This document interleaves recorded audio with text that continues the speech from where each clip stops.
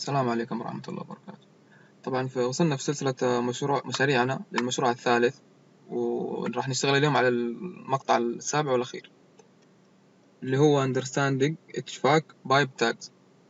طيب في البداية راح نسوي تاج لكل السيستم اللي عندنا، نحدد البايبات حتى الكوليك تاور والهيتس بامب. فنروح على انونيت،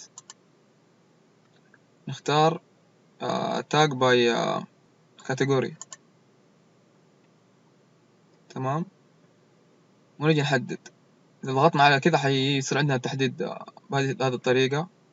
عندنا نفس الشيء لكن نشيل علامة الليد، نشيل الصحن الليد لأن نبغاه بهذه الطريقة. طبعا عندنا اللي هي الكولينج تاور محدد، فنحدد معنا البيبات.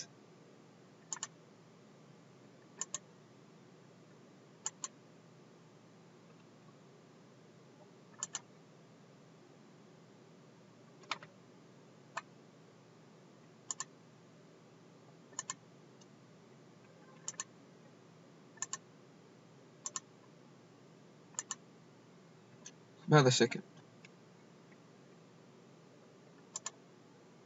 نضغط موديفاي، بعدين نروح نعمل اللي هو edit family، بعدين نختار اللي هو الليبل. اوكي، بعدين نجينا نختار اللي هو system name، هذه هي نضيفها ونجي نغيرها من هنا، نكتب بدالها اللي هي SWX.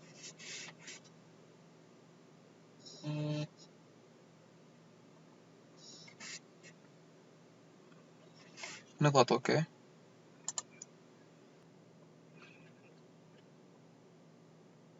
بعدين اضغط load into project. اوكي،